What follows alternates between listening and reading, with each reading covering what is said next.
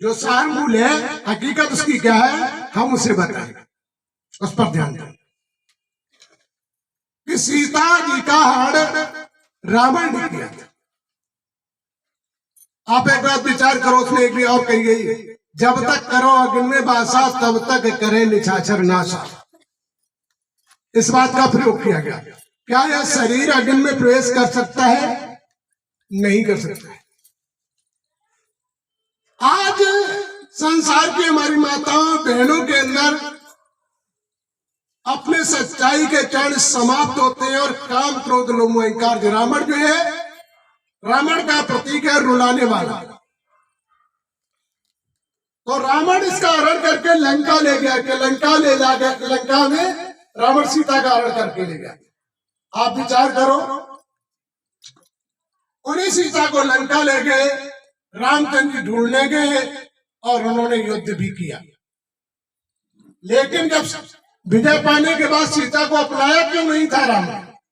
क्यों कहा था अग्नि में प्रवेश करो? क्योंकि आग से लकड़ी जलाई जाती है और योग से पाप भस्म किए जाते हैं। जब योग द्वारा आत्मा के पाप भस्म हो जाते हैं तो भगवान उन्हें ग्रहण कर लेता है और उससे खुशी होकर, ऐसे दिखा गया, अयोध्या ऐसा राज्य दे दिया। माना हम सभी की कहानी एक प्रमाण पर लिखी गई, तो वहां पर अयोध्या ऐसा राज्य दे दिया। राज्य पाने के बाद में फिर सीता को वनवास दिखाएगा। लेकिन अयोध्या आने के बाद एक बात ध्यान दो, जब दुखी असहाय सीता दिखाई जाती है, रामायण के ही लेख के थे, तो समय रामचंद्र जी ने कहा तो रावण मारा गया, परेशान क्यों? उन्होंने कहा नहीं, अभी रावण कहां मारेगा, रावण न मारे, उन्हें पातालपुरी में है, उसे मार देंगे तभी तो अंत होगा। उन्होंने कहा चलो, ब्रह्मा विष्णु महेश सभी को बुलाया और युद्ध करने के लिए प्रारंभ हो गए। लेकिन उसे वरदान लगा था, एक बूंद से एक रावण पैदा होता था, तो अनेकों हो गए। अब उन्होंने सीता जी से कहा तुमने तो अनर्थ में फंसा दिया, अब ये कैसे हो? उन्होंने कहा ठीक, आप अपने अस्त्र दो और मैं जाता हूं। उन्होंने काली का रूप धारण करके उसका श्रृंगार किया था खप्पर में। कहते काली जो है खून की प्यासी होती, ऐसा नहीं था। उन्होंने उस राक्षस के बूंद के कतरे न गिरने की वजह से उन्होंने खप्पर में लिया था। और उसके बाद क्योंकि अपराधी को मारने के बाद क्रोधी आता मनुष्य के अंदर, तो उस क्रोध के कारण वो जो है, अब काली का क्रोध शांत नहीं होता था, चाहे देवता हो चाहे राक्षस, सभी को मारना प्रारंभ कर दिया। अब देवता भी अशांति में पड़ गए। तब उन्होंने शंकर जी को बुलाया। शंकर जी जैसे जमीन में लेटे और जैसे ही आपने चित्रों में भी देखा होगा कि जैसे ही पैर सीता का पड़ता है, शंकर जी को हाय ये क्या हुआ? तो उसी के बाद उनकी गुस्सा शांत हो जाती है। तो विचार करो, यदि सीता जी का हरण हुआ था तो जिस सीता ने काली का रूप धारण करके इतने बड़े रावण को मारा था, तो क्या उस पर विजय प्राप्त नहीं कर सकते थे?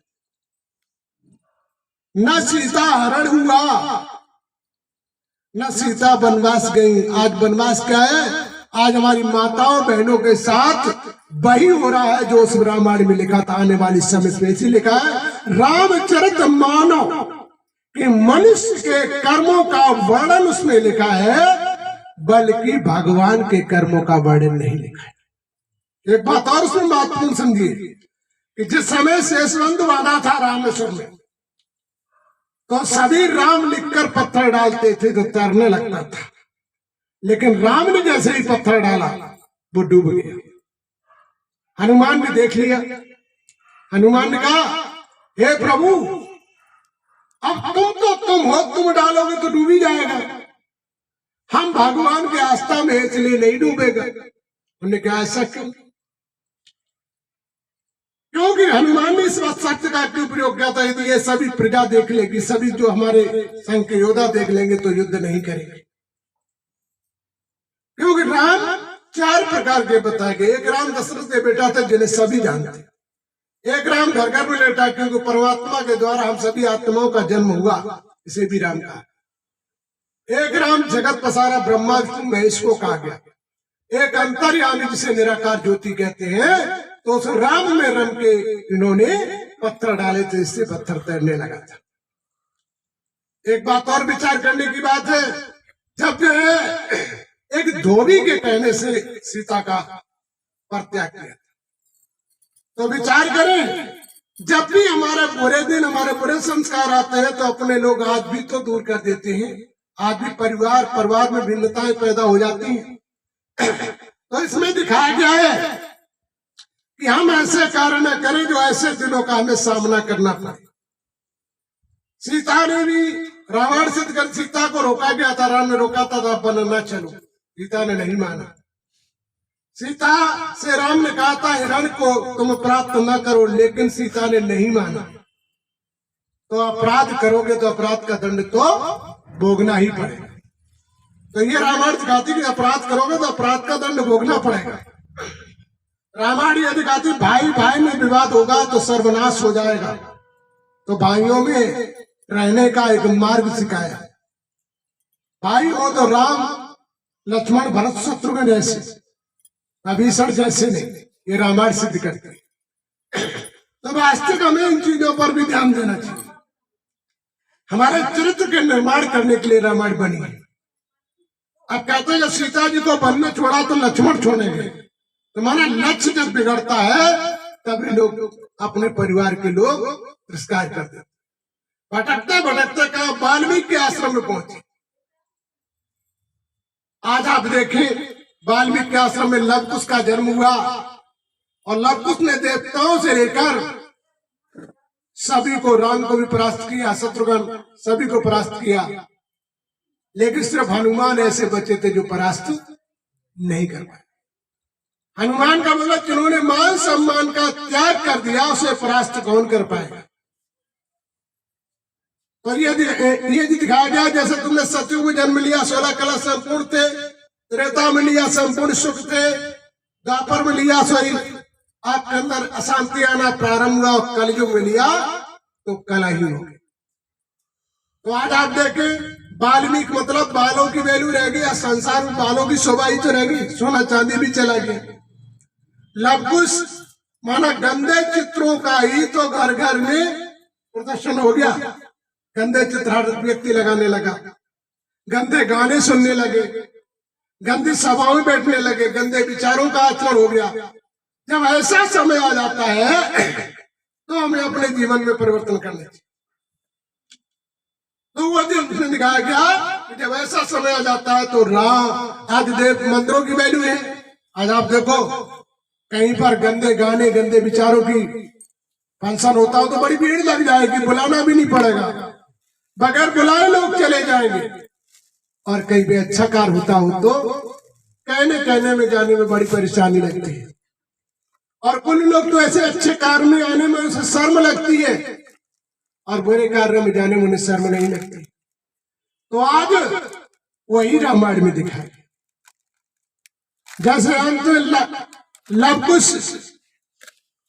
को लास्ट में जब युद्ध होने के पश्चात जब बताया गया कि राम तुम्हारे पिता थे, जब अभिमान आया, जब लवकुश का प्रशासन गिरता है, परमात्मा की ज्योति का समर्थन आता है, तो उस समय मनुष्य जो है उस भगवान की भक्ति में लीन होता है, तभी परिवर्तन होता है। तब कहते हैं लवकुश का विराज समान, लवकुश ने भी राम की शरण ली। सीता ने भी कहा कि ये शरीर छोड़ने के बाद पुनः तुम मुझे प्राप्त होना। तो आत्मा जब संसार में अपने किए कर्मों को तपस्या के द्वारा नष्ट कर लेती है, तब फिर पुनः वो स्वर्गमयी दुनिया में पहुंचती है। तो यही रामायण का मूल अर्थ है कि वास्तविक जो है, जब तक तुम अपना परिवर्तन नहीं करोगे तब तक तुम्हारे जीवन का उद्धार नहीं होगा। एक बात और ध्यान दो, उसमें दिखाया गया बाली को छिपके मारा था राम ने, तो कृष्णा अवतार में बाली ने छिपके बाण धोखे से मारा, उसने धोखे से मारा था। तो विचार का उसका अर्थ क्या है कि यदि अपराध करोगे तो अपराध का दंड तुम्हें किसी न किसी जन्म में भोगना पड़ेगा। इसलिए हम सभी की भावनाएं रहनी चाहिए कि हम किसी के साथ अपराध न करें और न करें। हो सके उतनी भलाई करो और कराने की क्षमता ना हो सके तो इससे अधिक भलाई भी ना करो जो बुराई मिलना प्रारंभ हो जाए। तो इन चीजों पर हम ध्यान दें। रामायण हमारी ये सिखाती है और इस रामायण की व्यवस्था को हम नहीं जान पाते।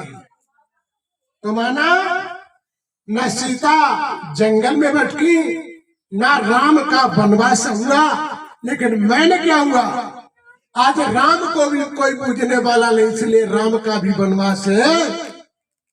और सीता हमारी माताओं बहनों के ऊपर लिखा है कि उन माताओं बहनों ने अपने आचार नियम का, मर्यादाओं का पालन करना बंद कर देती हैं, तभी उनका इस संसार में सम्मान की जगह पर अपमान मिलना प्रारंभ हो जाता है। तो रामायण हमारे समाज को बदलने के लिए, हमारे समाज को परिवर्तन करने के लिए बनाई गई, लेकिन आज हमारे भाई बहन सिर्फ रामायण पढ़ना जानते हैं, अपने जीवन के आचार को बदलना नहीं जानते हैं, इसीलिए रामायण का कोई अर्थ प्राप्त नहीं हो पाता है। तो वास्तविक हमें इस चीज का बदलाव कर देना चाहिए, जिससे ऐसे दिनों का हमें सामना न करना पड़े, और तभी परमात्मा हमारी पूर्ण मदद करेगा।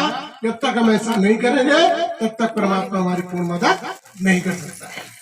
तो बदलाव जीवन में हमें कर लेना चाहिए।